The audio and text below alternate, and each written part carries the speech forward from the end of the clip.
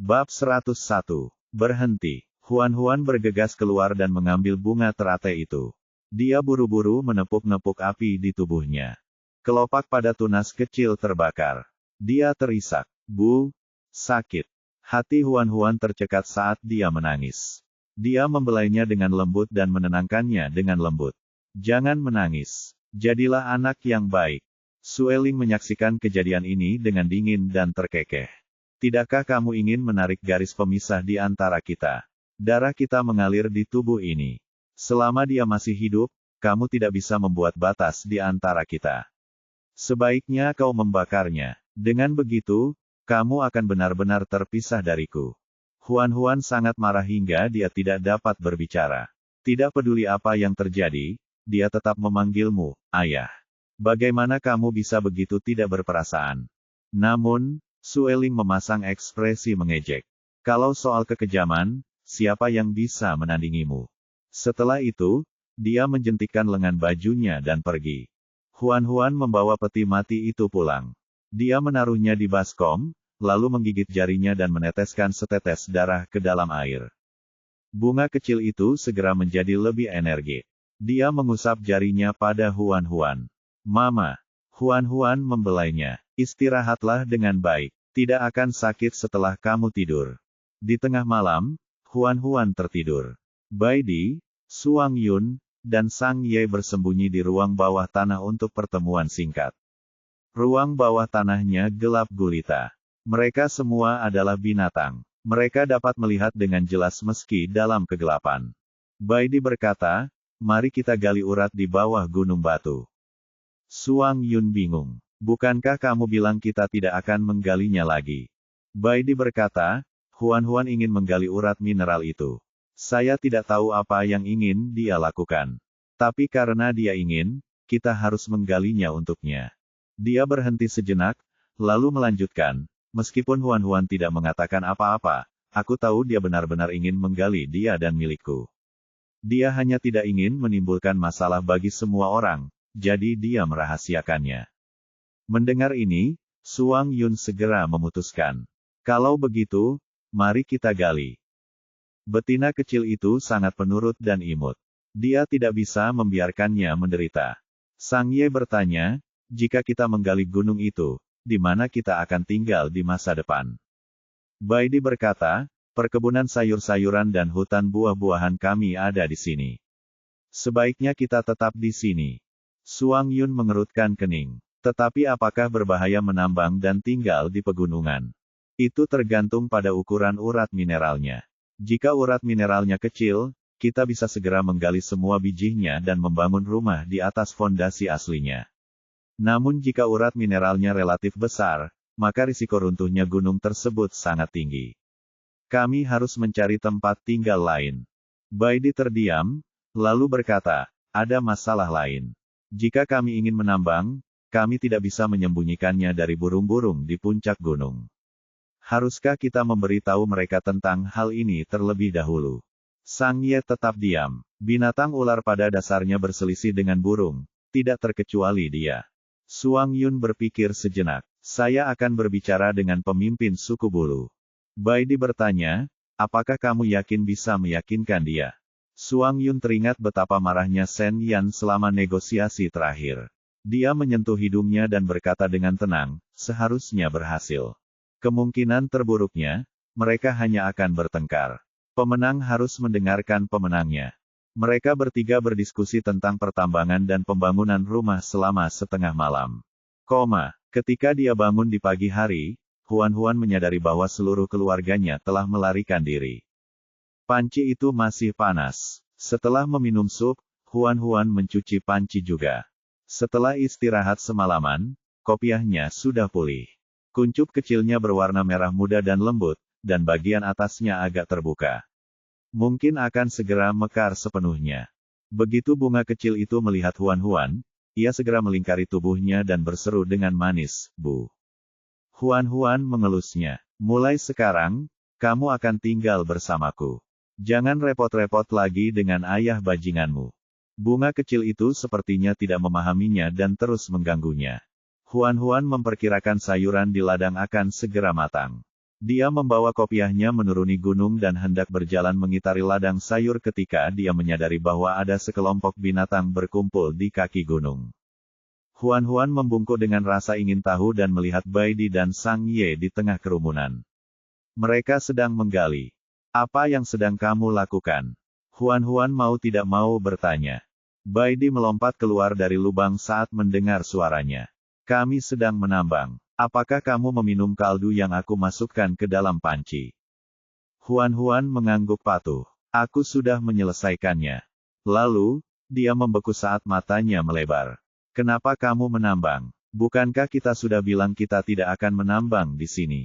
Kami membahasnya tadi malam. Karena kita tahu ada urat di dasar gunung, kita harus menggalinya.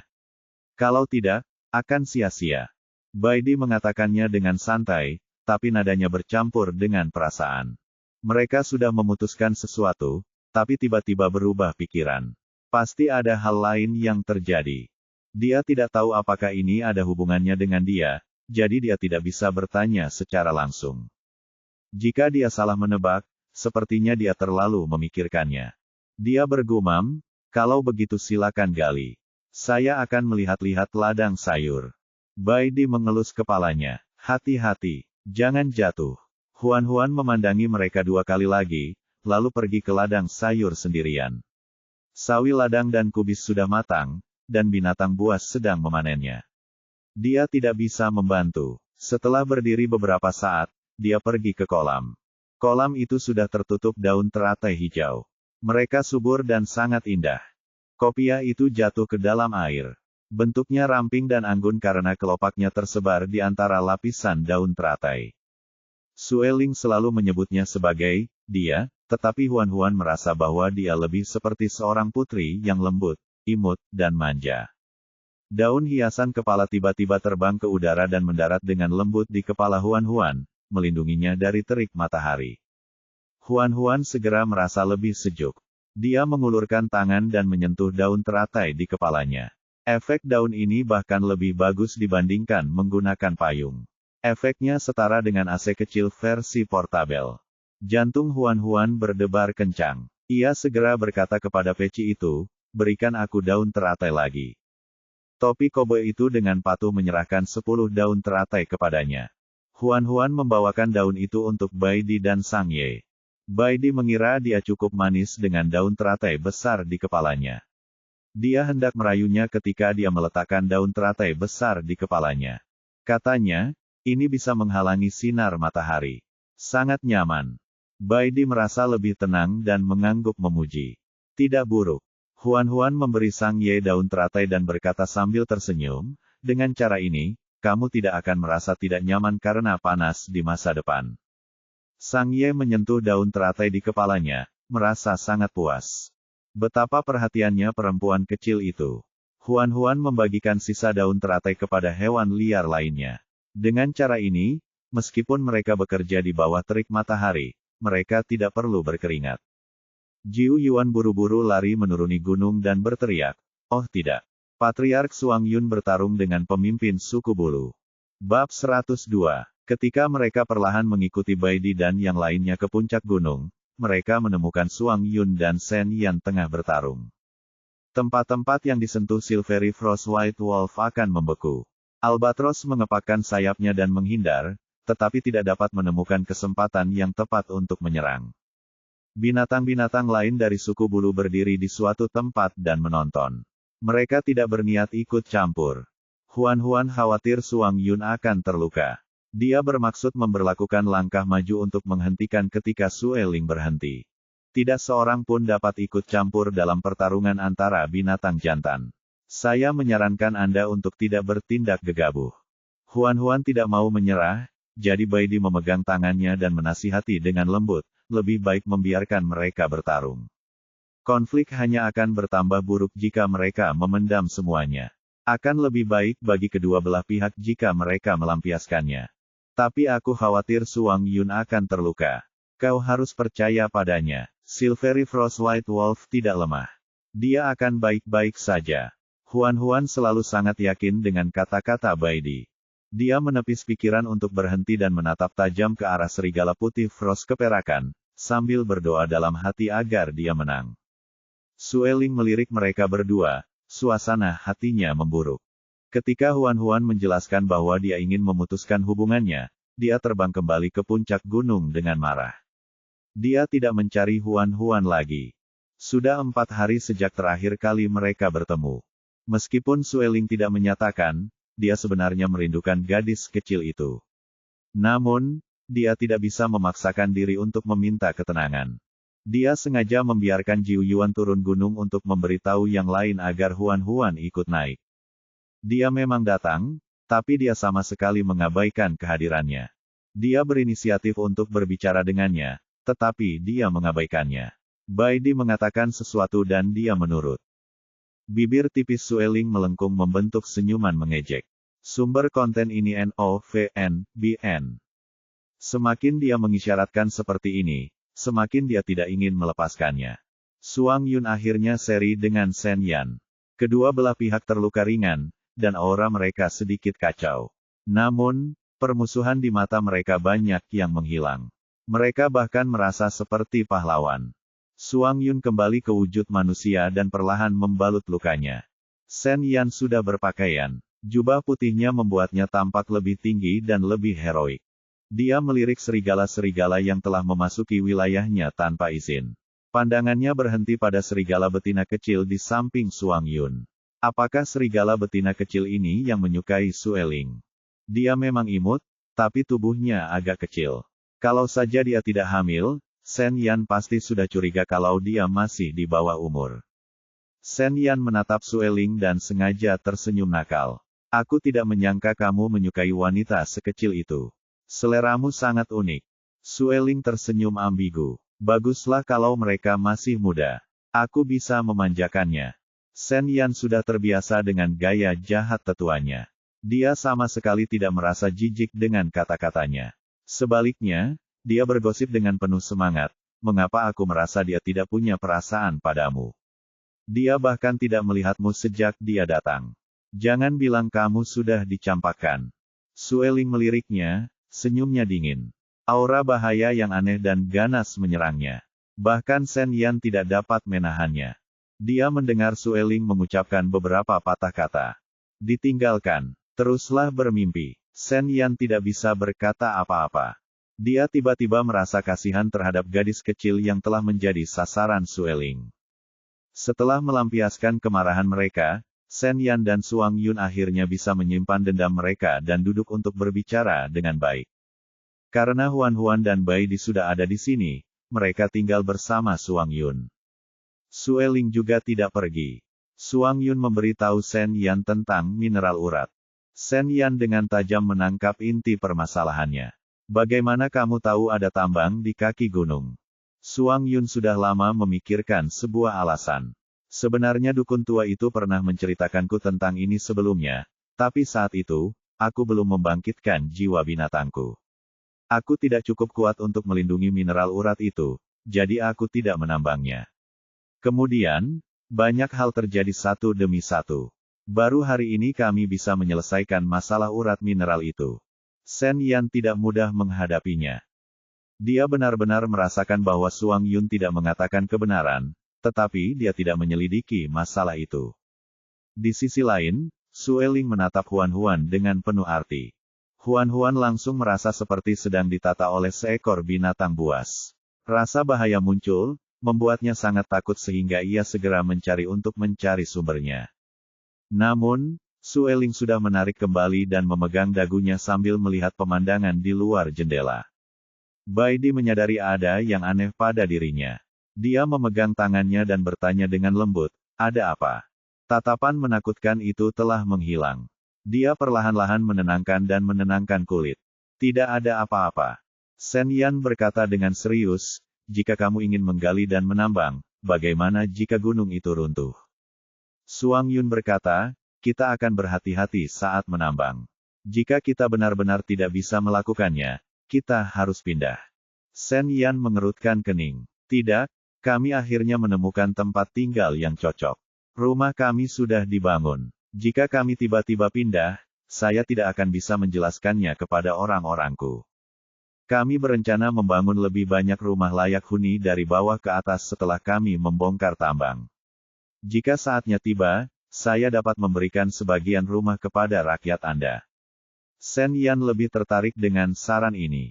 Membangun rumah itu tidak mudah, bisakah Anda menjamin bahwa rumah-rumah itu tidak akan runtuh? Suang Yun menjelaskan secara kasar rencana yang telah mereka bahas tadi malam. Sen Yan perlahan-lahan yakin. Jika memang seperti yang kamu katakan, kami dapat mempertimbangkan untuk menyetujui permintaanmu. Akan tetapi, sebelum dia sempat menyelesaikan perkataannya, Sueling tiba-tiba memotongnya. Saya tidak setuju. Semua orang langsung menatapnya. Sen Yan menghargai pendapatnya. Mendengar kata Sueling, Sen Yan langsung bertanya, menurutmu ada yang salah? Sueling berkata dengan santai, mereka hanya berbicara kosong. Tidak ada yang tahu apakah itu akan menjadi kenyataan pada akhirnya. Jika tidak, bukankah kita akan menderita kerugian besar tanpa alasan? Dia benar juga. Sen Yan kembali ragu. Suang Yun menatap Sueling dengan tidak senang. Apa yang penting untukmu? Kau harus bertanya pada dirimu sendiri. Bagaimana aku bisa mengetahuinya? Kamu hanya mencari masalah. Menghadapi kemarahan Suang Yun, Sueling hanya tersenyum santai. Aku hanya menampilkan skenario terburuk. Saya hanya berharap pemimpin suku kita dapat mempertimbangkannya kembali sebelum mengambil keputusan. Aku melakukan ini demi suku bulu. Kalau saja Sen Yan tidak mengenal kepribadian orang ini, dia pasti akan percaya omong kosongnya. Demi burung, saat orang ini mengamuk, dia bisa menendang seluruh perlombaan burung seperti bola. Bab 103, Baidi yang sedari tadi mendengarkan dengan diam, tiba-tiba bertanya, apa yang kau inginkan dari kami untuk mempercayai ketulusan kami? Ketulusan? Sueling menenangkan dengan tenang. Mengapa kita tidak melakukan ini? Jika kamu dapat memecahkan masalah tingkat kesuburan rendah ras bulu kita tidak hanya akan setuju untuk pindah, tetapi kita juga akan menyediakan menambang. Begitu dia mengatakan hal itu, semua orang hadir membeku. Suang Yun adalah orang pertama yang bereaksi. Dia membanting meja dan berkata dengan marah, apa yang teknis dengan kami jika kamu tidak bisa punya anak? Mengapa kami harus bertanggung jawab membantu suku bulumu mengurus masalah sepele seperti itu? Sueling berkata, aku tidak peduli. Bagaimanapun, aku sudah mengatakan apa yang ingin kukatakan. Jika Anda tidak bisa menerimanya, kami akan terus berbicara.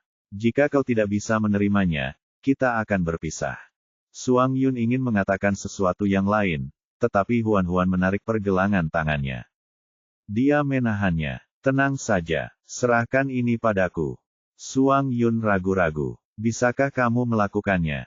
Coba saja, mungkin berhasil. Huan tidak memiliki pengalaman dalam mengobati kemandulan, tetapi dia ingat bahwa ada beberapa ramuan obat untuk kemandulan dalam ilustrasi flora dan flora kuno.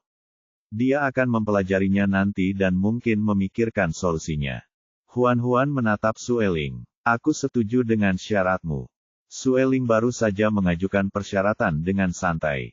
Dia tidak mengira wanita itu akan benar-benar setuju. Dia benar-benar tidak tahu apakah harus mengatakan bahwa wanita itu terlalu berani atau terlalu bodoh dan naif. Dia memandang sambil tersenyum tipis. Baiklah, kalau begitu kita sepakat. Kami akan membantu anakku sementara kau membantu kami memecahkan masalah persalinan. Kalau kau berani berbohong padaku, aku tidak akan membiarkanmu lolos. Kesepakatan. Sebagai pemimpin, Suang Yun dan Sen Yan tidak dapat menemukan kesempatan untuk menyela.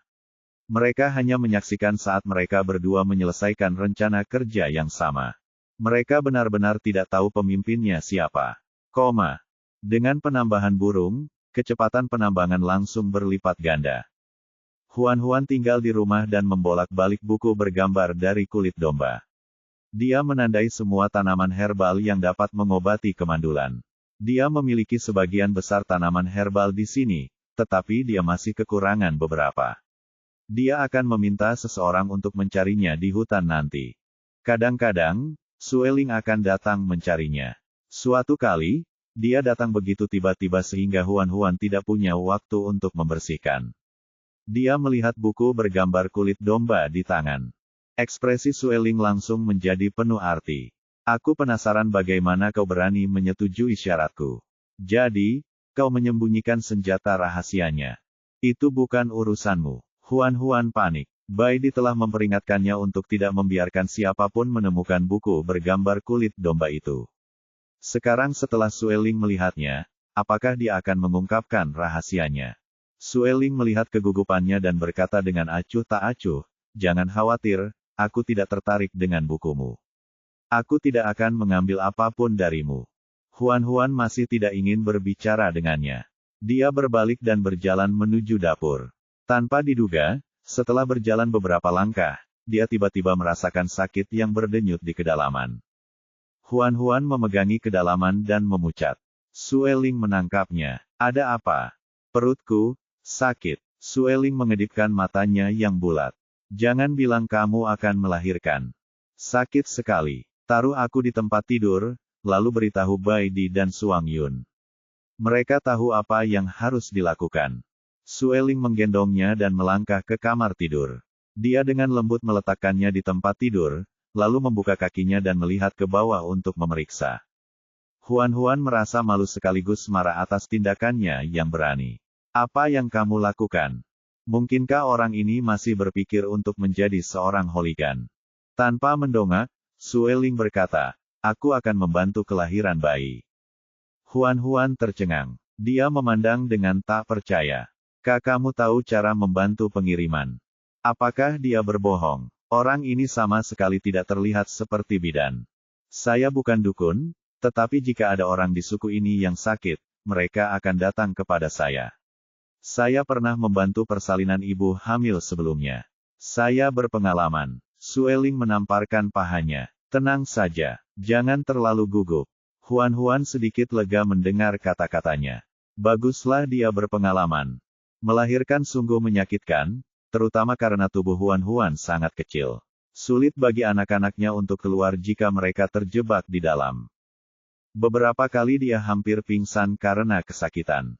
Dia merasa ingin mati. Dalam keadaan yang diharapkan, perasaan hangat mengalir keluar dari perut dan menyebar ke seluruh tubuhnya, meredakan rasa sakitnya. Dia pikir dia mencium bau harum tumbuh-tumbuhan yang familiar. Ketika anak serigala akhirnya lahir, Baidi, Suang Yun, dan Sang Ye ditarik kembali. Anak-anak serigala merah muda itu berada di pelukan Sueling. Dia tidak peduli dengan pakaiannya yang kotor. Dia tersenyum dan berkata, "Ada 4 anak serigala, dan yang tertua adalah betina. Semuanya sangat sehat." Baidi, Suang Yun, dan Sang Ye pertama-tama melihat Huan. Melihat bahwa dia aman, mereka pergi untuk melihat anak serigala yang baru lahir. Suang Yun begitu gembira hingga mata hijau gelapnya bersinar. Dia menyeka tangannya dengan keras pada sarung kulitnya sebelum dengan hati-hati mengambil ke-4 anak serigala itu. Dulu, saat melihat anak serigala milik orang lain yang baru lahir, dia akan memandang rendah mereka karena jelek. Namun, sekarang setelah istrinya yang melahirkan mereka, dia merasa bahwa anak serigala ini sungguh lucu, tidak peduli bagaimana dia melihatnya. Bagaimana bisa ada anak serigala yang lucu di dunia ini? Baidi pergi ke dapur untuk memasak makanan bagi Huan untuk mengisi kembali kekuatannya. Sang Ye perlahan mengganti pakaiannya yang kotor dan selimut kulit binatang. Ia memeluknya. Melihat penampilannya yang pucat dan lemah, ia tak kuasa menahan diri untuk memeluknya lebih erat. Dia menyentuh perutnya dengan lembut. "Apakah sakit?" bisiknya. "Sakit sekali saat melahirkan. Sekarang saya sudah lebih baik." Huan menatap Suang Yun dan berkata dengan lemah, "Tunjukkan padaku anak-anak itu." Suang Yun segera meletakkan anak-anak serigala di depannya dan tersenyum dengan bangga. "Anak-anak kita sungguh cantik." Huan melirik ke-4 anak serigala itu dan tidak bisa menahan diri untuk tidak mengerutkan kening. Mereka tampak seperti tikus. Suang Yun tidak yakin. "Bagaimana mungkin aku seperti tikus? Aku jelas-jelas imut." Sueling menusuknya dari samping. "Kau memang terlihat seperti tikus. Jelek sekali." Tatapan mata Suang Yun menusuknya bagai pisau. Huan berkata pada Sueling, "Terima kasih sebelumnya." Sueling tenang. "Itu hanya masalah kecil." Namun, Suang Yun menatap Sueling dengan curiga. "Bagaimana kamu tahu cara melahirkan bayi?" Saya pernah membantu para perempuan di suku saya melahirkan sebelumnya. Saya punya beberapa pengalaman. Sang Ye tiba-tiba bertanya, aku ingat suku bulumu bertelur seperti kami binatang ular, kan? Apakah kamu perlu mengantarkan telur? Sueling. Melihat dia tidak bisa menjawab, Suang Yun langsung bereaksi. Kamu sebenarnya tidak tahu cara melahirkan bayi, kan? Bab 104. Bagaimana aku bisa tahu? Tapi saya pernah melihat wanita di suku kami melahirkan. Tidak ada perbedaan dalam cara melahirkan. Pokoknya mirip. Apa bedanya? Sekarang, bahkan Huan-Huan pun sadar kembali. Orang ini baru saja mengatakan bahwa dia tahu cara membantu persalinan. Dia hanya menggertak. Pembohong besar ini. Huan-Huan sangat marah hingga dia ingin melompat dan menggigitnya sampai mati. Beraninya dia berbohong tentang ini. Dia tidak tahu apa-apa tentang melahirkan, tapi dia tetap berani bermain-main. Jika sesuatu terjadi lebih awal, bukankah dia dan anak-anak dalam kandungannya akan hancur? Menakutkan hanya memikirkannya. Sueling tersenyum tanpa malu-malu. Jangan khawatir, kamu beruntung. Kamu tidak akan mati. Diam. Sang Ye segera memeluknya. Jangan marah. Huan-Huan menatap Sueling dengan marah. Sueling mengangkat tangannya. Baiklah, aku pergi sekarang. Istirahatlah dengan baik. Aku akan datang dan bermain denganmu lagi. Huan-Huan memutar matanya. Siapa yang ingin bermain denganmu? Sueling akhirnya pergi. Baidi membawakan semangkuk sup daging dan memberikannya padanya. Dia menyesalinya. Jika kami tahu kamu akan melahirkan hari ini, kami tidak akan turun gunung. Untungnya, kami mendapat bantuan Sueling sebelumnya. Kalau tidak, tidak ada yang akan tahu bahwa sesuatu telah terjadi padamu di rumah. Suang Yun menggendong anak serigala itu bolak-balik. Dia mendengus. Jangan menyebut orang burung. Dia jelas tidak tahu bagaimana cara melahirkan bayi, tapi dia tetap berani berpura-pura. Untungnya, Huan-Huan dan anak-anaknya selamat. Kalau tidak, aku akan mencabut bulu burung itu dan mengubahnya menjadi ayam panggang. Huan-Huan sangat lelah dan segera tertidur. Keesokan paginya, Sang Ye pergi ke hutan dan kembali dengan membawa sekantong besar telur burung. Dia menyerahkan telur itu kepada Baidi. Buatlah telur itu untuk dimakan Huan-Huan. Telur-telur itu akan membuat tubuhnya sehat. Baidi membuat puding telur dan menaburkan daging cincang di atasnya. Huan-Huan makan dengan gembira. Saat dia kenyang, giliran serigala. Huan-Huan perlahan mengangkat pakaiannya dan memberinya makan satu persatu. Karena baru saja melahirkan, tubuhnya menjadi semakin berisi. Ketiga hewan jantan yang hadir sedikit terengah-engah. Mereka berharap bisa menyingkirkan anak serigala dan menggantikannya. Mungkin tatapan mereka terlalu berapi-api dan Huan-Huan sedikit pemalu. Dia berbalik sedikit. Apakah kamu akan keluar? Baidi, Suang Yun, dan Sang Ye tidak mau pergi. Kaki mereka sepertinya berakar. Ketika anak-anak serigala itu akhirnya kenyang, Suang Yun segera membawa mereka ke tempat tidur kecil di sampingnya dan menerkam Huan-Huan. Aku juga ingin susu. Huan-Huan sangat ketakutan sehingga dia segera bersembunyi di balik selimut. Jangan main-main. Baidi mendorong Suang Yun ke samping. Jaga anak serigalamu. Jangan ganggu Huan-Huan. Kebetulan anak serigala sedang menangis saat ini. Suang Yun hanya bisa dengan enggan menekan pikirannya yang gelisah dan terus menjadi seorang ayah. Baidi memanfaatkan kesempatan itu untuk memeluk Huan-Huan beserta selimutnya. Dia baru saja memberi makan anak-anak, dan baunya harum dan lesat. Dia tidak bisa menahan diri untuk bertanya, bolehkah aku menciummu? Menatap matanya yang lembut, Huan-Huan tanpa sadar mengangguk. Baidi mengambil bibirnya dan menghisapnya dengan lembut. Sentuhan lembutnya membuatnya ingin memakan perempuan kecil di pelukannya. Baru setelah Huan-Huan pusing karena ciuman itu, Baidi dengan enggan melepaskannya. Ibu jarinya menyentuh bibir merahnya, dan tenggorokannya terasa kering. Dia ingin memberi makan dirinya sendiri dengan rasa manis di mulutnya lagi. Mata Suang Yun memerah karena cemburu. Itu tidak adil. Jika dia bisa menciummu, kenapa aku tidak? Huan-Huan memeluk dadanya dan mendengus. Itu karena kamu ingin merebut makanan dari anak-anakmu. Aku hanya ingin mencicipinya. Aku tidak bermaksud apa-apa. Kamu mesum. Setelah Huan selesai berdebat dengan Suang Yun, Bai Di berkata, Sang Ye baru saja keluar. Huan sangat terkejut. Kenapa dia pergi? Kenapa aku tidak menyadarinya? Bai Di menyelipkan selimut di sekelilingnya. Istirahatlah. Aku akan berbicara dengannya. Setelah Bai Di pergi, Huan berkata pada Suang Yun dengan marah, ini semua salahmu. Kamu terus bertengkar denganku, tapi kamu mengabaikan Sang Ye. Menghadapi tegurannya, bukannya marah, Suang Yun malah tersenyum bangga. Itu karena aku memiliki hubungan yang baik denganmu. Ini sangat bagus sehingga tidak ada yang bisa ikut campur.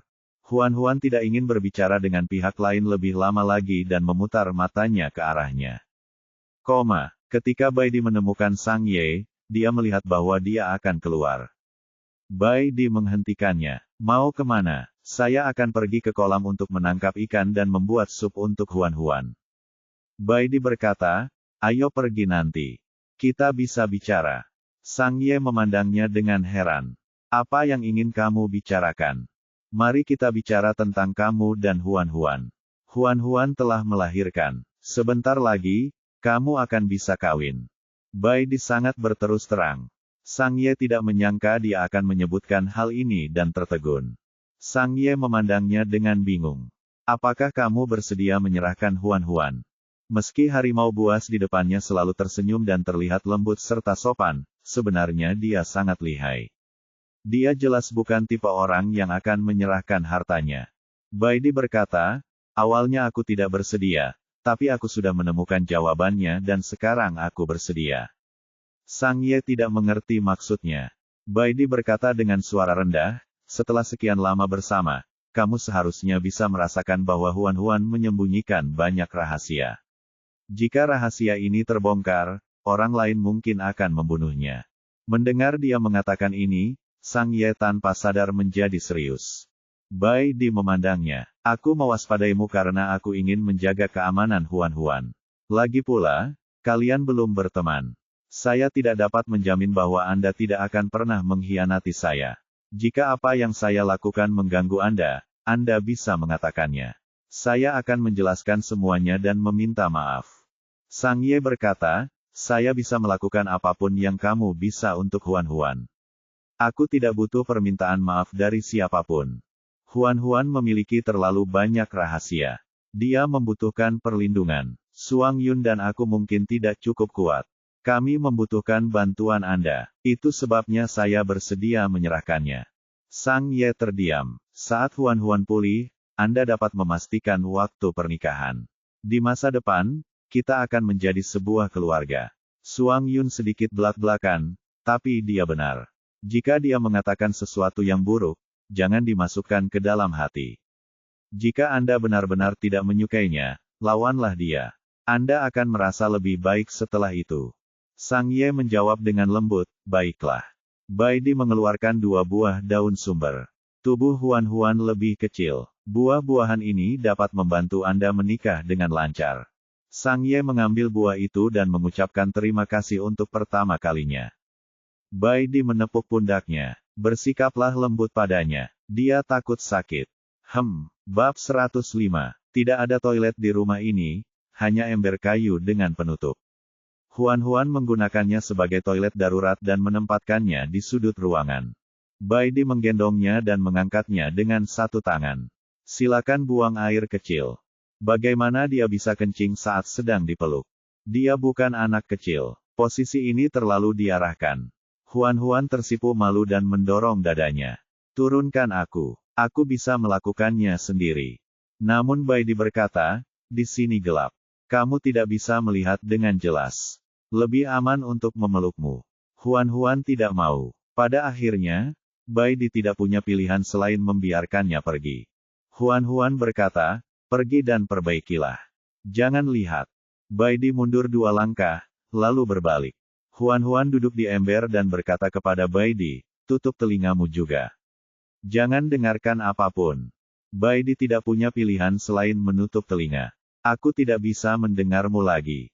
Baru saat itulah Huan berani buang air kecil. Saat suara itu memenuhi udara, dia melirik Bai Di. Dia merasa lega saat Bai Di tidak bereaksi. Ketika dia akhirnya selesai dan hendak berdiri, Baidi berbalik dan berjalan untuk membantu mencuci. Apakah kamu ingin mencuci tanganmu? Huan mengangguk. Baidi menggendongnya ke tempat tidur dan mengambilkan baskom berisi air untuk mencuci tangan. Ketika mereka berdua berbaring di tempat tidur lagi, Huan tiba-tiba bereaksi. Karena Baidi tidak bisa mendengar atau melihatnya, bagaimana mungkin dia bisa berputar saat dia selesai membuang air kecil? Waktunya sangat tepat. Huan tersipu dan bertanya kepadanya, katakan yang sebenarnya. Apakah kamu mendengar semuanya tadi? Baidi tahu bagaimana menjawabnya. Dengar apa? Huan mencubit otot pinggangnya. Kamu masih berpura-pura bodoh. Tidak ada daging di pinggangku. Kamu seharusnya tidak mencubitku di sini. Baidi meraih tangannya dan menurunkannya ke benda besar di bawahnya. Jika kamu ingin mencubit, jepit di sini. Petik 2, petik 2. Tidak ada yang bisa dia katakan kepada si berandal itu. Huan memejamkan matanya dengan tegas dan memutuskan untuk tidur. Baidi tersenyum dan menundukkan kepalanya untuk mencium keningnya. Dia berhenti menyiksanya dan memeluknya agar tertidur dengan tenang. Setelah mineral urat itu digali, mereka menyadari bahwa itu hanyalah urat mineral kecil yang berisi kristal hijau. Meskipun hanya kristal berkualitas rendah, itu tetap merupakan kekayaan yang sangat besar. Para binatang menambang semua kristal dan bersiap membangun rumah. Huan menerima pemberitahuan dari sistem. Selamat kepada tuan rumah karena telah menyelesaikan misi khusus utama, menambang. Poin misi telah mencapai persyaratan. Anda telah membuka level 2 mal kristal. Huan segera membuka pusat kristal dan menemukan 6 item baru di dalamnya. Yaitu benih kentang bermutasi, benih tanaman merambat bermutasi, rebung bermutasi, resep dasar, gulungan kontrak dasar, dan cetak biru bangunan dasar. Benih kentang dan rebung adalah yang termurah, 20 kristal tak berwarna dapat ditukar dengan 1 benih atau 1 rebung. Benih tanaman merambat sedikit lebih mahal. Mereka hanya bisa ditukar dengan 25 kristal tak berwarna. Resep dasar dan gulungan kontrak dasar masing-masing memerlukan 100 kristal tak berwarna. Cetak biru bangunan dasar memerlukan 80 kristal tak berwarna. Harganya tidak murah. Huan diam-diam mendecak lidahnya. Untungnya, dia telah menggali cukup banyak kristal hijau. Jika tidak, dia tidak akan mampu membeli barang-barang ini. Pusat dunia kristal memiliki fungsi pertukaran kristal sendiri. 1 kristal hijau dapat ditukar dengan 50 kristal tak berwarna. Agar aman, dia hanya menukar 1 benih untuk setiap jenis. Dia juga menukar salinan resep dasar, gulungan kontrak dasar, dan cetak biru bangunan dasar. Dia menaruhnya di cincin interspasialnya untuk berjaga-jaga jika terjadi keadaan darurat.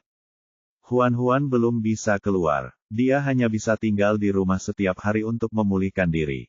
Dia menyerahkan benih-benih itu kepada Sang Ye dan bertanya untuk mencari tempat yang lebih jauh dari ladang sayur-sayuran dan hutan buah-buahan untuk menanam benih ketiga ini. Siapa yang tahu apa jadinya ketiga benih yang bermutasi ini saat mereka dewasa? Agar tidak bersentuhan dengan sayur dan buah lain, lebih baik benih ketiga ini ditaruh jauh.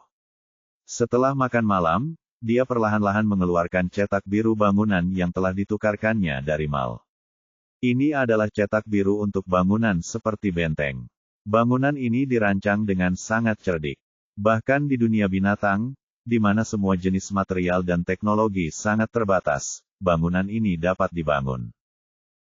Huan merasa bahwa 50 kristal tak berwarna itu sangat berharga. Baidi belum pernah melihat cetak biru seperti itu sebelumnya. Ini adalah pertama kalinya dia melihat garis-garis pada cetak biru itu. Dia tidak tahu apa artinya. Huan sebenarnya tidak mengerti semuanya, tetapi dia punya little berat untuk membantu menjelaskannya. Setelah dia sendiri memahaminya, dia menjelaskan cetak birunya dari awal hingga akhir hingga ketiga binatang jantan. Mata ketiga binatang jantan itu menjadi semakin terang. Mereka tidak pernah menyangka rumah bisa dibangun seperti ini. Pagi berikutnya, mereka membawa cetak biru itu ke tambang bawah tanah dan bersiap membangun benteng besar sesuai desain pada cetak biru itu. Binatang jantan berangkat pagi-pagi sekali dan pulang sakit setiap hari. Mereka sangat sibuk. Huan tidak bisa keluar dan hanya bisa tinggal di rumah untuk mengurus anak-anak. Keempat anak serigala itu sudah tumbuh bulu putih keperakan. Sekarang mereka seperti 4 bola bulu putih dan bulat. Yang tertua adalah si betina kecil, yang Huan beri nama Suang Yin. Anak serigala jantan yang ketiga adalah Suang Mu, Suang Lin, dan Suang Hua. Namun, Huan biasanya suka memanggil mereka dengan nama panggilan mereka. Anak tertua dipanggil Big Goody, anak kedua dipanggil Dos, anak ketiga dipanggil Trash, dan anak keempat dipanggil Little Monster. Sederhana dan mudah diingat. Sejak mereka bisa berjalan, hal favorit yang mereka lakukan setiap hari adalah mengikuti Huan. Dari kejauhan, tampak seperti ada ekor putih di belakangnya. Huan terlalu kecil. Ia khawatir tidak akan mampu membesarkan 4 anak serigala karena ia tidak memiliki cukup susu. Ia minum sup ikan dan makan kaki babi setiap hari, yang membuat pinggangnya gemuk. Untungnya, ia akhirnya mendapat cukup susu. Anak-anak serigala itu bisa minum sepuasnya setiap hari dan tumbuh lebih kuat. Huan duduk bersila di tempat tidur dan menusuknya. Duh, dia tidak bisa lagi mengenakan pakaian yang mengelilinginya. Big Goody membungkuk dengan rasa ingin tahu dan mengulurkan cakar kecilnya. Dia mengikuti contoh ibunya dan menusuknya juga. Lembut dan akan tenggelam. Sangat menyenangkan. Oleh karena itu, anak serigala ketiga yang mengelilinginya dan menusuk perut. Huan mulai membalas dengan marah, menusuk keempat anak kecil itu ke tempat tidur. Mereka semua jatuh terlentang. Mereka segera bangkit lagi dan mengganggunya untuk bersenang-senang. Huan berkeringat karena bermain dengan mereka. Sueling tiba-tiba datang. Ia ingin datang dan melihat Huan dan anak-anaknya. Saya ingin bertanya kepadanya bagaimana penelitiannya tentang kesulitan reproduksi suku bulu berjalan. Tanpa diduga, begitu dia masuk, dia melihat Huan sedang diterkam oleh 4 anak serigala. Wajah Huan memerah, dan ada air mata di sudut matanya. Bulu matanya yang panjang berkibar, dan rambut hitamnya yang panjang terurai berantakan. Kulitnya yang putih dan tubuhnya yang menggerahkan langsung membuat Sueling bereaksi. Karena tidak mampu menahan diri, dia berjalan mendekat dan menggendong keempat anak serigala itu ke samping sebelum menempelkan dirinya ke Huan. Kalian sepertinya bersenang-senang. Huan terkejut dengan tindakannya yang tiba-tiba. Dia buru-buru mendorongnya. Apa yang kamu lakukan? Bangun. Sayangnya, perjuangannya tidak ada apa-apanya bagi Sueling. Dia sama sekali tidak bisa mendorongnya. Bab 106. Sueling membungkukkan bibirnya yang merah dan basah untuk waktu yang lama. Akhirnya, dia tidak bisa menahan diri untuk menutup mulutnya dan menghisapnya. Rasanya bahkan lebih manis dan lebih lezat dari yang dibayangkannya.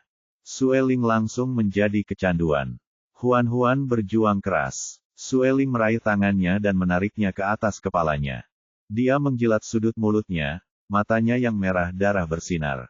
Jangan khawatir, aku tidak akan melakukan apapun padamu. Aku hanya ingin menciummu.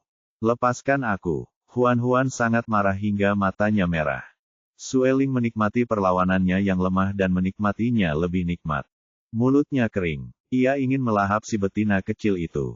Huan begitu takut hingga dia menangis. Air mata mengalir di wajahnya seperti manik-manik dari tali yang putus. Sueling segera berhenti. Dia menatap kosong saat air mata mengalir di wajahnya. Tanpa alasan, dia panik. Jangan menangis. Aku benar-benar tidak berencana melakukan apapun padamu. Aku hanya ingin dekat denganmu. Huan mengabaikannya. Dia masih menangis. Sueling segera melepaskannya dan menyeka air matanya dengan lengan bajunya. Baiklah, aku salah. Saya mohon maaf. Berhentilah menangis. Dia tidak pernah berbicara kepada seseorang dengan suara pelan seperti itu sepanjang hidupnya. Kalau saja Shen Yan hadir, dia pasti akan terkejut dan tak bisa berkata apa-apa lagi melihat sikapnya yang lembut itu. Bagaimana mungkin binatang jantan yang berhati-hati di depannya masih merupakan Tuan Sueling yang keras kepala? Huan menghindari tangan Sueling. Pergi, jangan datang lagi. Sueling menatap pipinya yang berlinang air mata dan tidak dapat menahan diri untuk mengatakan apa yang ada dalam pikirannya. Aku sangat menyukaimu. Dia perlahan membeku mendengar pengakuannya yang tiba-tiba. Mata merahnya terbelalak saat dia menatapnya. Kau bercanda, kan? Dia biasanya memprovokasi dia, dan dia tidak pernah merasa bahwa dia benar-benar menyukainya.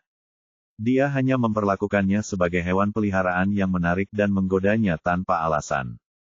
Sueling menatapnya tajam. Kulit kepala Huan-Huan mati rasa karena mencairnya, dan hatinya semakin bingung. Dia bertanya dengan ragu-ragu, apakah kamu serius? Jika dia serius, dia harus menolaknya saat itu juga dan memutuskan sama sekali ide apapun yang dia miliki terhadapnya. 3 pasangan binatang jantan sudah cukup baginya. Dengan tubuhnya yang kecil, ia tidak mampu memiliki pasangan keempat. Terlebih lagi, niat Sueling untuk membunuh Sang Ye selalu menjadi simpul di hatinya. Dia tidak bisa menerimanya tanpa balas dendam. Sueling tiba-tiba tertawa kecil. Aku bercanda. Jangan bilang kau berpikir itu serius. Huan-Huan segera menghela napas lega. Sudah kuduga. Bagaimana mungkin kamu benar-benar menyukaiku? Sueling mengangkat sehelai rambut panjangnya dan tersenyum penuh arti. Jangan khawatir, aku sudah punya seseorang yang aku suka. Aku tidak akan melakukan apapun padamu. Huan-Huan berkedip. Bolehkah aku tahu siapa dia? Sueling tersenyum menggoda. Aku belum bisa mengoordinasikannya. Jika kamu bersedia tidur denganku, aku akan mempertimbangkan untuk menyesuaikannya. Kalau begitu lupakan saja. Simpan rahasiamu. Jangan pernah beritahu aku. Cih, membosankan sekali. Huan-Huan memutar matanya. Dia mendorong Sueling menjauh. Karena kamu sudah punya wanita yang kamu suka, jangan ganggu aku lagi. Kalau tidak, wanita itu akan salah paham bahwa kamu dan aku berselingkuh. Bolehkah aku menganggap kamu cemburu? Aku sedang memikirkanmu. Bagaimana jika wanita itu salah paham dan tidak mau kawin denganmu di masa depan? Disarankan kau hargai dirimu sendiri. Namun, Sueling berkata, dia tidak akan menyukaiku. Tidak masalah jika terjadi kesalahpahaman. Hah, dia bahkan tidak menyukaimu. Kalau begitu, standarnya cukup tinggi. Sueling menatap penuh arti dan tersenyum. Dia memang punya standar yang tinggi. Mata Huan-Huan memenuhi simpati. Dia menamparkan bahunya. Semoga berhasil. Meskipun kamu sudah agak tua, tapi kamu tetap menjaga penampilanmu dengan baik. Mulai sekarang, teruslah berolahraga setiap hari dan jaga kesehatanmu. Kamu seharusnya masih bisa memenangkan hati kekasihmu. Sueling. Waktu berlalu dengan cepat. Dalam sekejap mata, 3 bulan telah berlalu. Para binatang mengandalkan gunung batu untuk membangun benteng yang tinggi dan kokoh. Pemandangan dari menakjubkan sungguh menakjubkan. Totalnya ada 20 lantai. Ada 17 lantai di atas tanah dan 3 lantai di bawah tanah. Kentang, bambu, dan tanaman merambat yang bermutasi juga telah tumbuh. Kentang-kentang itu sangat besar dan bundar. Jika ada yang menyentuhnya, kentang-kentang itu akan langsung menghantamnya seperti rudal. Jika terkena, akan terasa sakit selama beberapa hari meskipun tulangnya tidak patah. Bambu-bambu itu tinggi, tipis, dan berwarna hijau. Kelihatannya biasa saja, namun begitu ada yang mendekatinya, bambu-bambu itu akan mengeluarkan suara lumba-lumba. Suara lumba-lumba yang mengerikan itu dapat menghancurkan gendang telinga seseorang. Tanaman merambat itu tidak lebih baik. Tanaman merambat itu akan menyapu orang-orang dan menggantungnya di udara. Jika mereka yang tertangkap tidak patuh dan berjuang mati-matian, mereka akan dikalahkan tanpa ampun oleh tanaman merambat itu. Butuh banyak usaha bagi binatang itu untuk memetik kentang. Kentang adalah makanan yang baik. Kentang tidak hanya dapat bertahan lama, tetapi juga dapat dimasak dengan berbagai cara. Misalnya, digoreng, dipanggang, direbus sebentar, diiris, dihaluskan, dan diparut. Bagaimanapun, mereka memasaknya dengan 100 cara berbeda setiap hari. Huan-Huan menonton kentang hasil pengobatan itu dan merasa bahwa rasanya lumayan, jadi dia mengubah tangan dan memakan 300 benih lagi.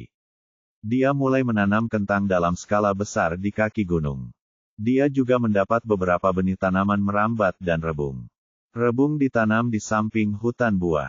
Bambu-bambu ini tumbuh lebih lambat, tapi rasanya lezat. Selain itu, bambu sangat bermanfaat. Bibit tanaman merambat itu ditanam di kaki gunung. Bibit itu tumbuh dengan cepat, dan hanya dalam beberapa hari, tumbuh setinggi 7 atau 8 meter di sepanjang tembok benteng. Tanaman merambat berwarna hijau tua menempel di bagian luar tembok. Daun-daun hijau besar saling menumpuk, menutupi pintu dan jendela benteng. Tanaman merambat itu dengan cerdik menutupi bangunan yang sangat besar di bawah tanaman merambat itu. Siapapun yang tidak tahu pasti mengira ini adalah gunung batu yang dipenuhi tanaman merambat. Mereka tidak akan menyangka ada benteng besar yang tersembunyi di dalamnya. Huan merasa ini bagus. Benteng ini belum berada pada tingkat yang dapat dibangun dunia ini saat ini. Tidak baik bagi mereka untuk menarik terlalu banyak perhatian. Lebih baik bagi mereka untuk tetap menjaga suasana hati yang rendah sehingga orang lain tidak akan membuat masalah bagi mereka lagi. 2 lantai terbaik benteng diperuntukkan bagi burung. Lantai bawah tanah ketiga digunakan sebagai gudang. Sebanyak 15 lantai sisanya dibagi menjadi area tempat tinggal, area bisnis, area hiburan, dan area belajar. Pada saat yang sama, sistem 438 tiba-tiba mengeluarkan pemberitahuan. Ding! Selamat kepada tuan rumah karena telah memicu misi yang disebut, Raja Suku Pertumbuhan. Bab 107. Semua serigala tinggal di kawasan pemukiman. Karena rumah-rumah baru saja dibangun, yang ada hanyalah deretan rumah kosong. Tidak ada apapun di dalam rumah-rumah itu, tetapi lingkungan pemukiman yang luas dan bersih tetap mengejutkan para serigala. Mereka menemukan kamar yang mereka sukai dan pindah dengan cepat, memodifikasi kamar sesuai keinginan mereka. Keluarga Huan memilih rumah dupleks 2 lantai. Lantai pertama adalah ruang tamu, dapur, dan kamar tamu.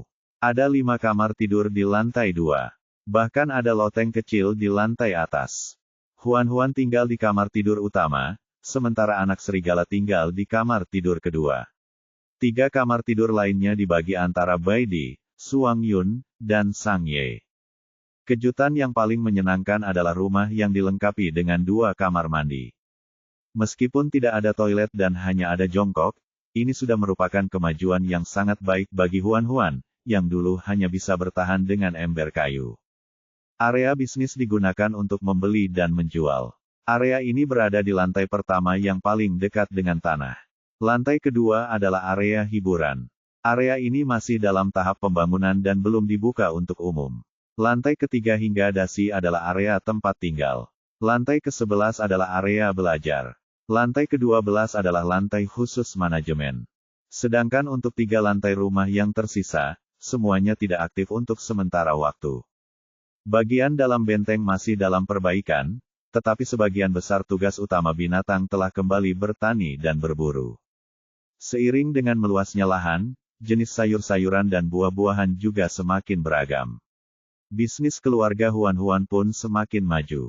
Hampir setiap kali pasar dibuka, banyak binatang buas datang untuk membeli sayur-sayuran dan buah-buahan yang ditanam oleh keluarga Huan. Sebagian besar dari mereka adalah herbivora, sementara sebagian kecil dari mereka adalah karnivora. Kemudian, jumlah transaksi meningkat, dan Huan berhenti muncul. Bisnis diserahkan kepada 3 binatang jantan di rumah untuk ditangani. Berkat hubungan bisnis inilah suku Serigala Batu memperoleh banyak teman baru. Reputasi suku Serigala Batu menyebar dan mereka menjadi suku terbesar di daerah tersebut di samping suku Sungai Hitam. Pada akhir musim panas dan musim gugur, ketika daun-daun pertama berguguran, kawanan binatang dari suku Rubah datang ke Gunung Batu. Suku Rubah merupakan suku yang relatif istimewa. Rubah betina sangat subur, dan sebagian besar keturunannya adalah betina, sehingga suku Rubah terdiri dari 80% betina. Sisanya, 20% binatang jantan tampak mirip dengan betina. Mereka feminin dan ramping. Binatang Rubah semuanya cantik dan menawan, namun mereka tidak kuat dalam berburu. Agar dapat bertahan hidup, seluruh suku Rubah akan pindah ke suku lain setiap tahun di bawah pimpinan pemimpin suku. Mereka akan mengandalkan perkawinan untuk mendapatkan binatang jantan yang kuat untuk bergabung dengan suku mereka. Rubah-rubah itu pernah ke Gunung Batu sebelumnya, tetapi biasanya mereka tidak tinggal lama. Mereka akan pergi setelah bermalam. Menurut Huan, ini seperti versi buas dari Kencan Buta. Meskipun dia tidak perlu pergi kencan buta, dia cukup penasaran. Setelah mendapat izin dari Suang Yun, dia berlari ke tempat kejadian bersama anak-anak serigala untuk menyaksikan kencan buta itu. Kencan buta terletak di kaki gunung, agak jauh dari ladang sayur dan kebun buah. Suang Yun tidak berniat membiarkan rubah memasuki benteng. Ada banyak binatang melajang di suku serigala. Hampir semuanya keluar untuk berpartisipasi dalam pertemuan kencan buta yang langka ini, berharap untuk mendapatkan perhatian dari seekor betina dan menjalani kehidupan yang bahagia dengan seorang istri untuk dipeluk. Namun sebelum mereka berangkat, mereka diperingatkan oleh Suang Yun. Kalian boleh mencari teman, tapi jangan bawa siapapun ke benteng. Kalau ada yang berani melawan perintah, jangan salahkan aku karena bermaksud menghina. Binatang jantan itu segera menamparkan dada mereka dan berjanji, Patriark, jangan khawatir. Kami tidak akan mengatakan apapun. Untuk menyambut para rubah betina, suku serigala batu telah secara khusus meletakkan selimut kulit binatang yang bersih di atas rumput agar mereka dapat beristirahat. Mereka juga menyediakan buah-buahan dan sayuran segar untuk dicicipi para rubah betina. Para betina dari suku rubah sudah terbiasa dengan hal ini. Dulu, ketika mereka pergi ke suku lain untuk memilih pasangan, binatang jantan dari masing-masing suku akan patuh kepada mereka dan ingin memuji mereka setinggi langit. Namun, buah-buahan dan sayur-sayuran ini memang lezat. Tidak ada banyak binatang yang rela menempuh perjalanan jauh untuk mendapatkan uang. Di antara rubah betina, ada dua yang sangat menonjol. Salah satunya adalah pemimpin rubah, Suan Ying. Sosoknya sangat seksi. Ia mengenakan gaun pendek dari kulit binatang yang memperlihatkan kakinya yang panjang seputih salju. Ditambah dengan fitur wajahnya yang cantik, ia tampak sangat menggoda. Yang satunya adalah seorang wanita yang sedikit lebih muda bernama Yiwu. Meskipun tubuhnya tidak cantik Suan Ying, dia tetap polos dan imut. Matanya yang besar sedikit menunduk, membuatnya tampak polos dan menunduk. Mereka semua adalah wanita cantik. Saat ini, mereka sedang duduk bersama, makan, dan miring. Banyak binatang jantan yang berpura-pura dan ingin menunjukkan penampakannya di hadapan si wanita cantik. Huan-Huan juga menemukan kursi kosong dan duduk. Mu Xiang datang bersamanya untuk menonton pertunjukan hari ini. Anak-anak serigala Mu Xiang telah tumbuh menjadi pemuda. Mereka belajar cara berburu di belakang Jiu Yuan dan tidak punya waktu untuk mengganggu Mu Xiang.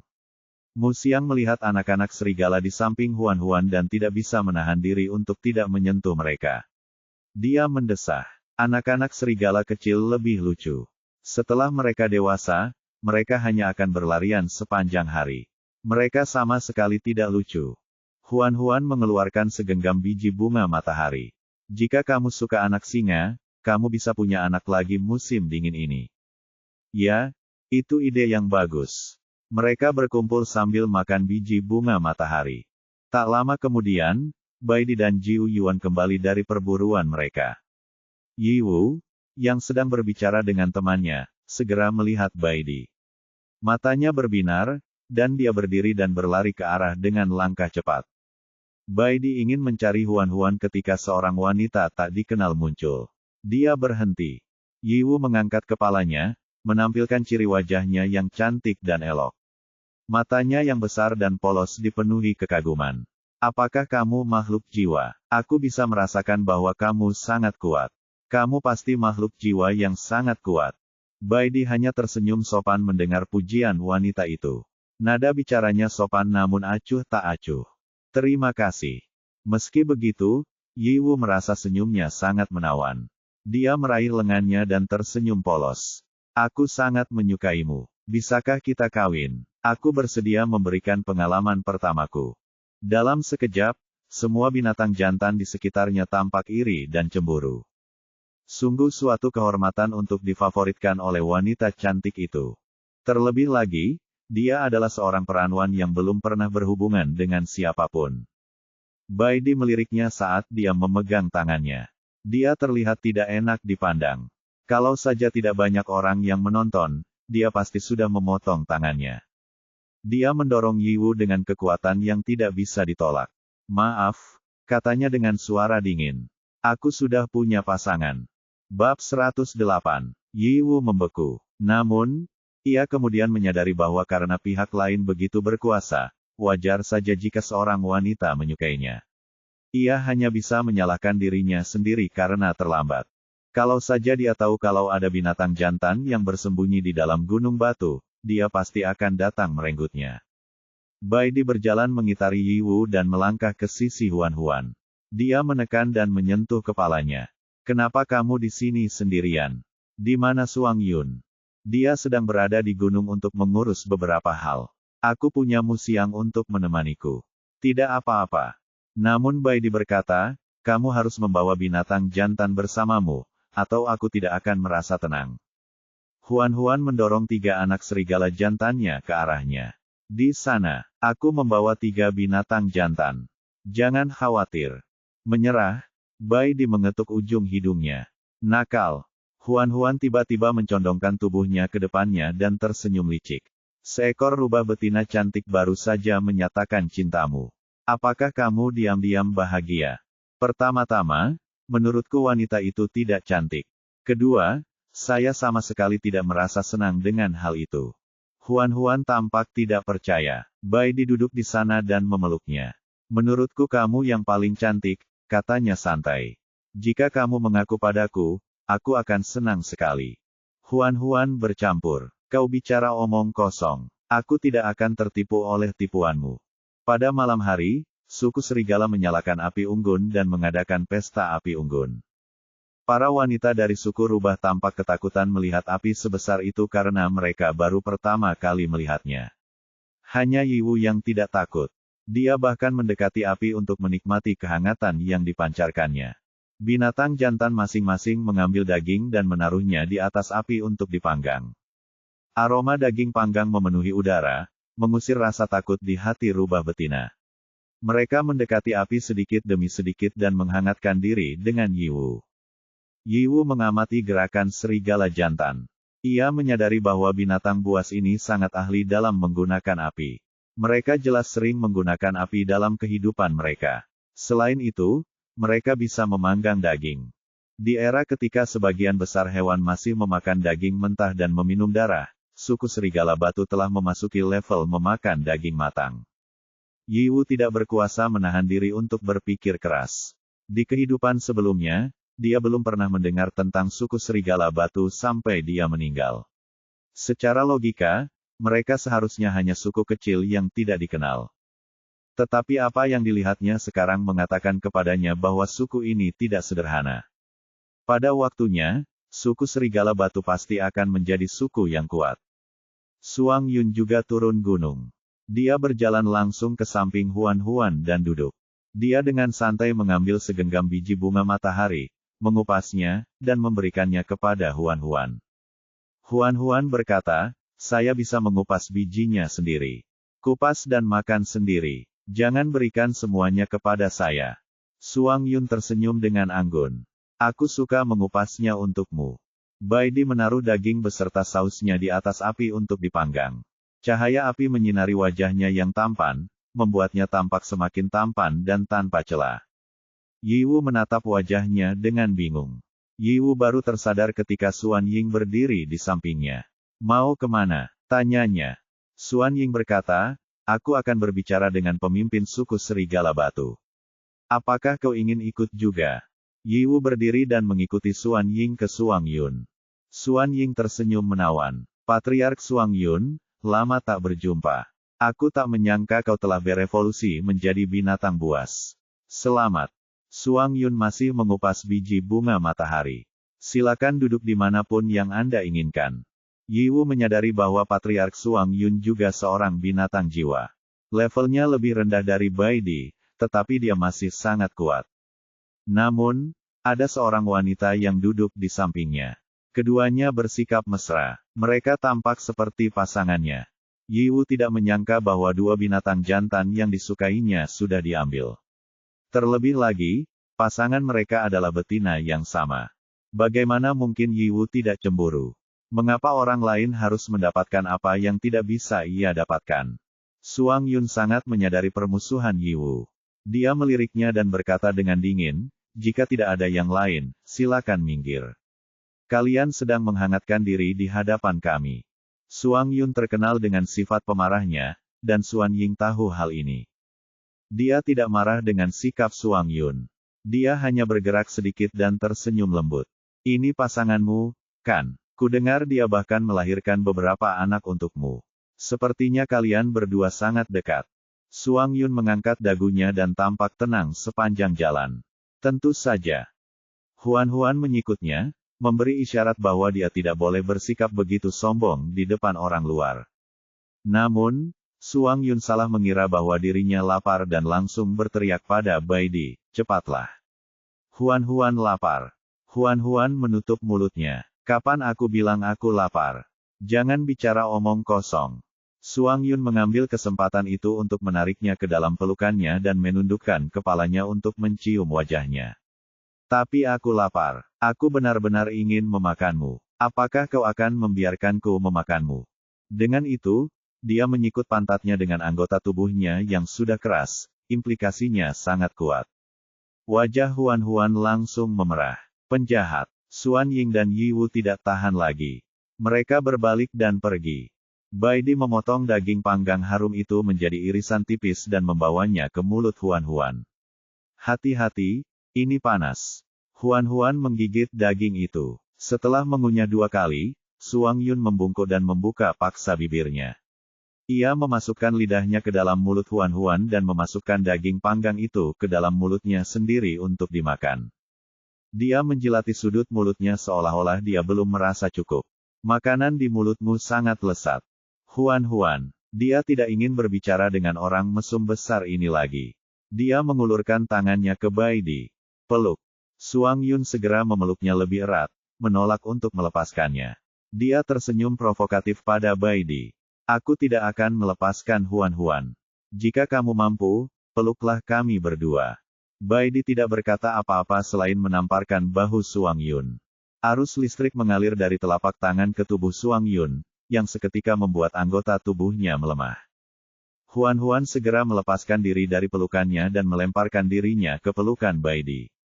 Baidi memeluk tubuh lembut gadis kecil itu dan tersenyum pada Suang Yun. Senyuman itu seperti berkata, kau melawan inginku. Kau terlalu tidak berpengalaman. Suang Yun terdiam. Dengan perlindungan Baidi, Huan akhirnya bisa menghabiskan daging panggangnya. Anak-anak serigala kini bisa makan daging panggang.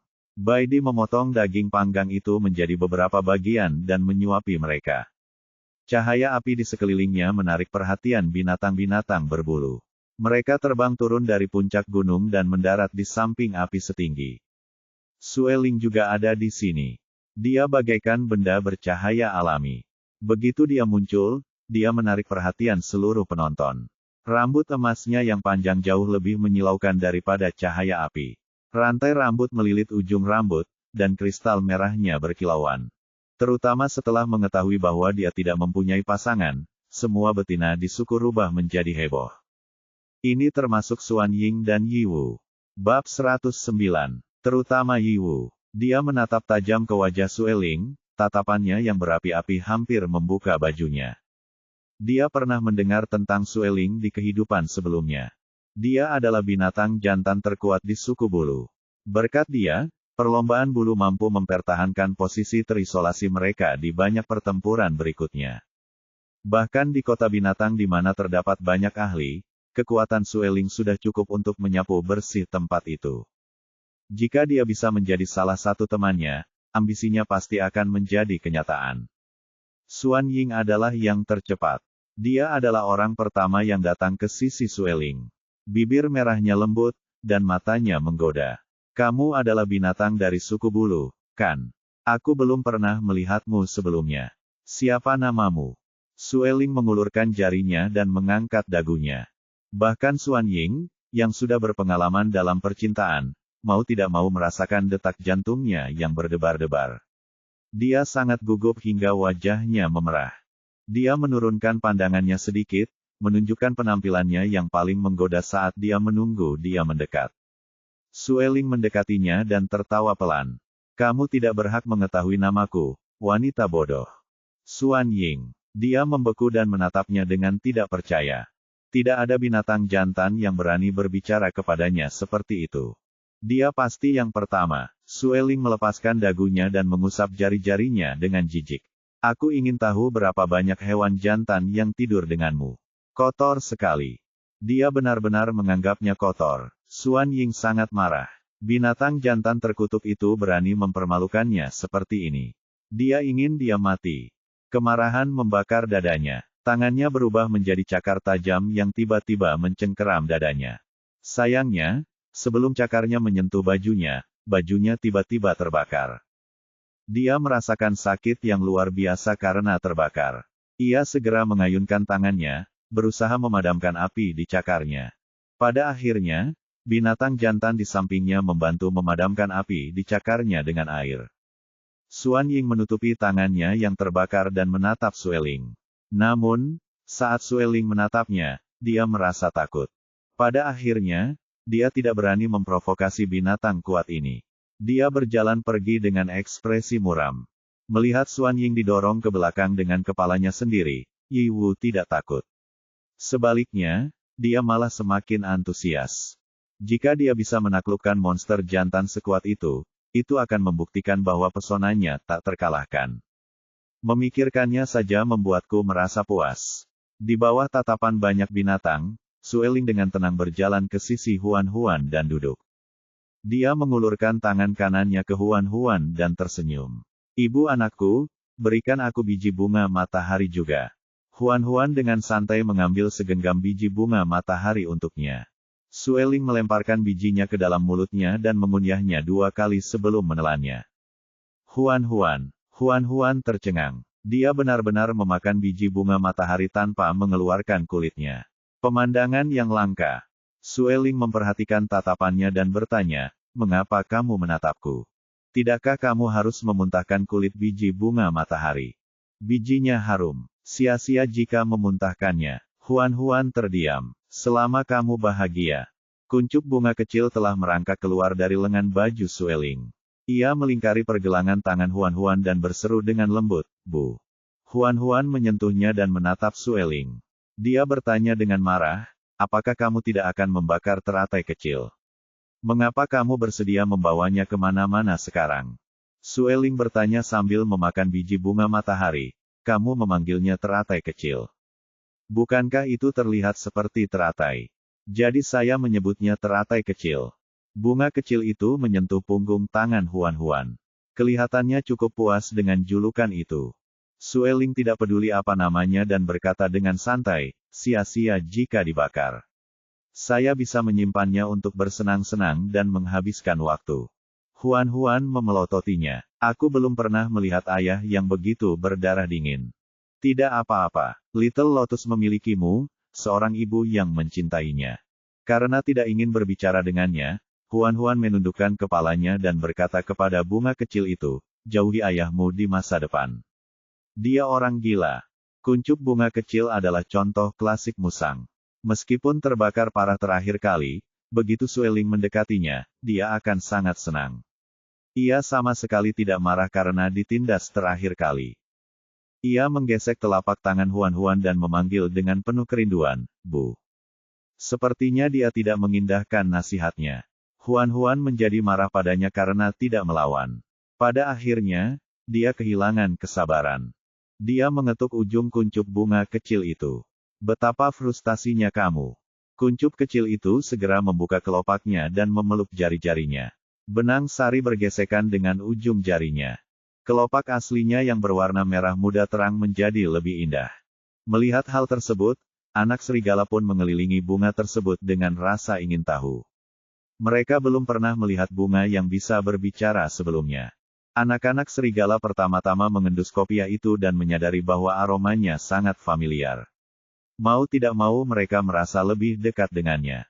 Yang paling berani di antara anak serigala adalah yang pertama mendekat. Dia mengulurkan cakar kecilnya dan menyentuh daun kopiah. Kopiahnya sedikit bergetar. Ia melepaskan Huan Huan dan menggosokkan kelopaknya ke ujung hidung anak serigala yang lembab dan merah muda.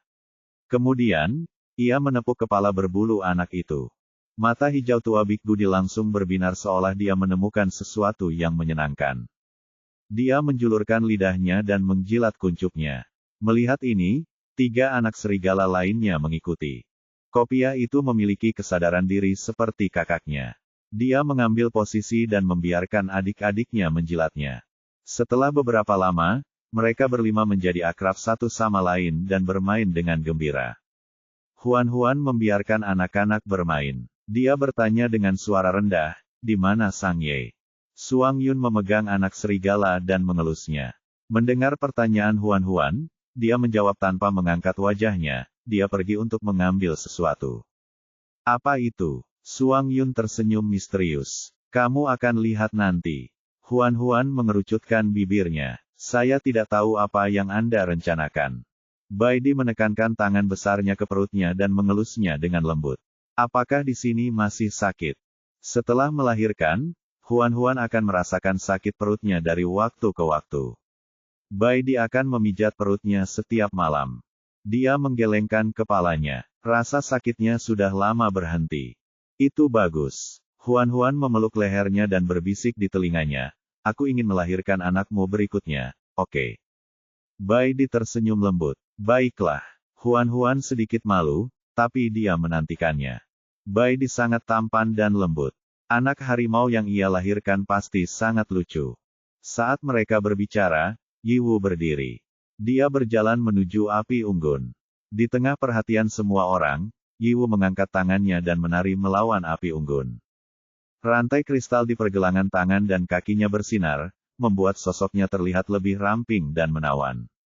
Binatang jantan muda itu tercengang. Huan juga sedikit terkejut. Dia tidak menyangka ada orang di dunia ini yang bisa menari.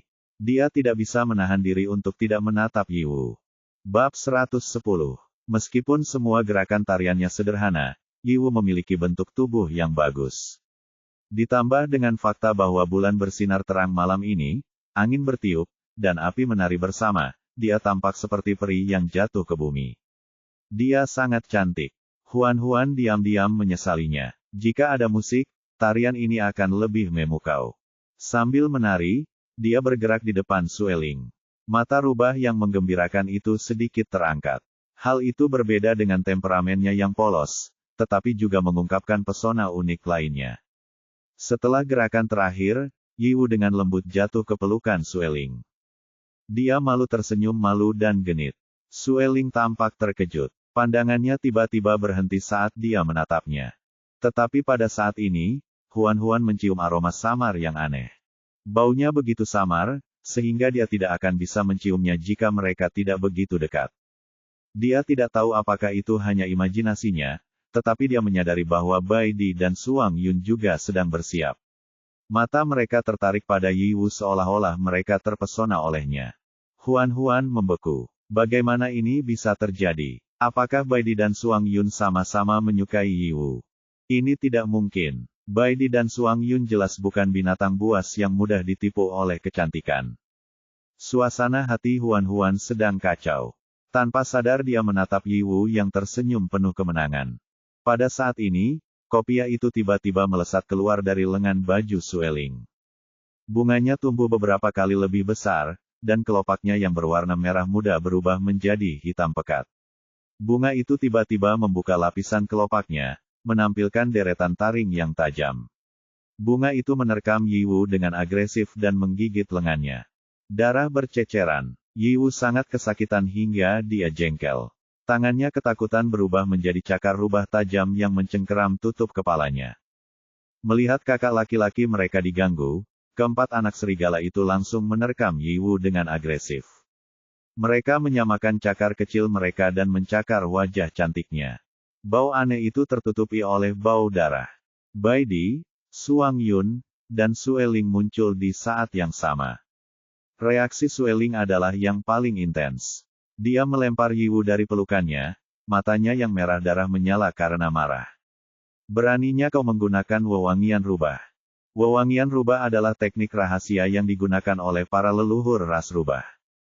Konon, teknik ini dibuat dari tulang-tulang banyak rubah betina. Mengenakannya dapat mengeluarkan aroma samar yang mematikan bagi binatang jantan dewasa.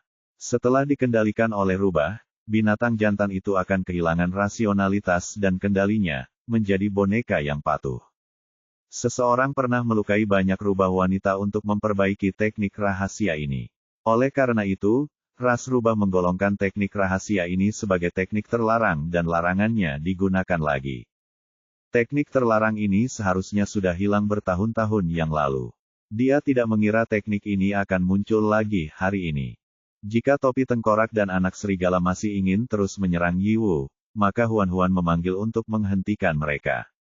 Kembali. Baru saat itulah anak-anak mencabut cakarnya dengan marah dan kembali ke Huan. Huan menundukkan kepala mereka untuk menenangkan mereka. Kelopak bunga teratai menetap angsur berubah menjadi merah muda pucat. Ia melingkari pergelangan tangan Huan dan menangis terseduh-seduh. Teratai kecil takut, hiks. Huan, nak, kamu tadi begitu galak dan hampir menggigit seluruh lengan. Beraninya kamu berpura-pura takut. Yi Wu jatuh ke tanah dalam kondisi suram. Tubuhnya penuh luka, dan luka di lengan yang lehernya peci masih berdarah. Mata terbelalak tak percaya saat dia melihat Sue Ling dan Bai Di. Dia jelas-jelas berhasil tadi. Mereka semua terpesona oleh aroma rubahnya. Kenapa mereka tiba-tiba terbangun? Ini tidak mungkin. Dia segera bangkit. Sebelum dia bisa menenangkan diri, sebuah bola api melewati telinganya. Rambut di dekat telinga terbakar, membuatnya sangat takut hingga dia berteriak dan buru-buru ke tanah. Ketika dia akhirnya menyelesaikan api, rambut indahnya terbakar parah. Sue Ling menatapnya, api membumbung dari ujung jarinya. Nada suaranya penuh dengan bahaya yang tak berujung. Jika ini terjadi lagi, saya tidak peduli apakah kamu perempuan atau bukan. Aku akan membiarkanmu merasakan terbakar menjadi abu. Yi Wu menutupi lengan yang berdarah dan menakutkan. Air mata mengalir di wajahnya. Aku tidak akan melakukannya lagi. Aku tidak akan melakukannya lagi. Tolong lepaskan aku. Mengecewakan sekali. Sue Ling melebarkan sayapnya dan terbang menjauh dengan aura ganas. Yi Wu berusaha keras untuk berdiri. Dia tampak sangat tertidur saat ini. Banyak binatang merasa kasihan padanya. Semua orang pernah mendengar tentang Bai Di dan Sue Ling, tetapi tidak semua binatang tahu apa itu Fox Fragrance. Mereka hanya bisa menebak dari reaksi Bai Di dan Sue Ling bahwa Fox Fragrance mungkin sesuatu yang buruk. Orang pertama yang kehilangan kesabarannya adalah Mu Ye. Dia berdiri dan memegang Yi Wu yang bergoyang. Bahkan jika Yi Wu telah melakukan kesalahan, Mu Ye merasa bahwa dia masih wanita yang berharga. Selama dia bisa beradaptasi dan berubah, dia bisa memaafkannya. Dia mengeluarkan beberapa buah harum dan renyah untuk menghentikan pendarahan, lalu membantu menuju Xuan Ying. Namun, Xuan Ying menatap Yi Wu dengan sangat marah. Setelah Yi Wu duduk, Xuan Ying meleotot ke arahnya dan mengucapkan giginya. Aroma rubah adalah teknik terlarang. Beraninya kau menggunakannya. Yi Wu buru-buru menenangkan kepalanya. Tidak, aku tidak. Xuan Ying tidak ingin mendengarnya bertabrakan dan memotongnya dengan dingin. Katakan yang sebenarnya. Di mana kamu mendapatkan kerangka wanita untuk menyempurnakannya? Wajah Yi Wu pucat, dan matanya merah. Saya benar-benar tidak ulangi Fox Fragrance. Percayalah padaku. Xuan Ying berkata dengan marah, sampai titik ini, kau masih mempercayaiku. Belum lama ini, lebih dari akuarium menghilang dari suku rubah. Awalnya, Xuan Ying mengira mereka diculik oleh binatang buas jantan dari suku lain. Dia mencari kemana-mana tetapi tidak dapat menemukan keberadaan mereka. Sekarang, tampaknya mereka disempurnakan menjadi wewangian rubah oleh Yi Wu. Sebagai pemimpin suku rubah, Xuan Ying sangat marah. Dia sangat percaya pada Yi Wu, bahkan dia berpikir untuk menyerahkan posisi kepala suku kepadanya di masa depan. Dia tidak menyangka Yi Wu akan melakukan hal yang begitu kejam di belakangnya. Dia harus dihukum karena menyakiti kaumnya sendiri. Yi Wu, aku sangat mengecewakanmu. Jika bukan karena banyaknya binatang buas yang mengawasi, Xuan Ying pasti sudah menyerang Yi Wu. Berita terbaru dipublikasikan di End Novel Beach & Co per meter. Yi Wu membungkukkan bahunya, tubuhnya yang halus bergetar tertiup angin malam. Dia tampak semakin halus dan tertidur. Huan sudah tahu apa itu Fox Fragrance dari Bai Di. Tidak heran aku pikir kalian bertiga tampak aneh. Itu karena kalian dibius. Adapun wewangian yang ia cium, itu pastilah wewangian Fox Fragrance yang legendaris. Secara logika, Fox Fragrance hanya bekerja pada binatang jantan dewasa. Huan-Huan adalah seekor betina, dan anak-anak serigala yang masih di bawah umur. Tengkorak itu hanyalah tanaman. Wajar saja jika mereka tidak terpengaruh oleh Fox Fragrance. Huan-Huan sedikit takut. Untungnya, anak-anak bereaksi cepat. Jika tidak, akan sulit bagi Bai Di Suang untuk lepas dari pengaruh Fox Fragrance. Tidak ada yang tahu apa yang akan terjadi setelah itu. Bai Di dan Suang Yun tampak tidak senang. Meskipun mereka berhasil mengatasi krisis tepat waktu kali ini, keberuntungan adalah alasan utamanya. Tidak ada yang bisa menjamin bahwa mereka akan mendapatkan keuntungan itu di lain waktu. Mereka harus mempertimbangkan cara untuk menyelesaikan kelemahan tersembunyi ini sepenuhnya. Bai Di dan Suang Yun saling berpandangan, keduanya punya rencana.